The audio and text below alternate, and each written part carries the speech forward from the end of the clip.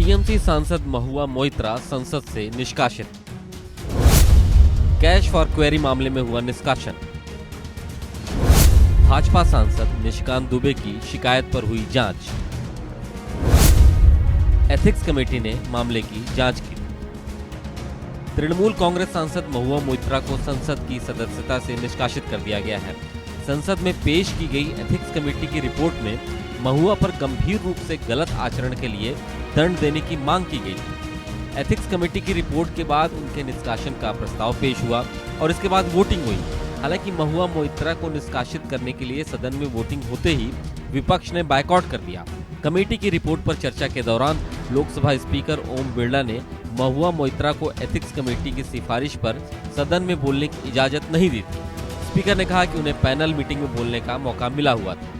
महुआ मोइत्रा ने अपने निष्कासन के बाद कहा कि उनके खिलाफ कोई सबूत नहीं मिले हैं और उन्हें अपनी बात रखने का मौका नहीं दिया गया। And there is no evidence of any cash, of any gifts anywhere. This Lok Sabha has also seen the weaponization of a parliamentary committee. Ironically, the Ethics Committee, which was set up to serve as a moral compass for members. Instead, it has been abused egregiously today to do exactly what it was never meant to do, which is to bulldoze the opposition and become another weapon to talk us into submission. This committee and this report has broken every rule in the book. TMC सांसद महुआ मोइत्रा की शिकायत भाजपा के सांसद निशिकांत दुबे ने की थी, जिसमें कहा गया था कि महुआ ने बिजनेसमैन दर्शन हीरानंदानी के कहने पर संसद में सवाल पूछे। महुआ को लेकर जो शिकायत हुई उसके मुताबिक टीएमसी सांसद ने अपने संसद कार्यकाल के दौरान कुल 61 सवाल पूछे, जिनमें से 50 सवाल ऐसे थे जो अदानी समूह को टारगेट करते हुए दिखे। शिकायत में यह भी था कि महुआ का लॉगिन आईडी और पासवर्ड देश के बाहर 47 बार दुबई से लॉगिन हुआ, 6 बार यूके, यूएस और नेपाल से सवाल अपलोड किए।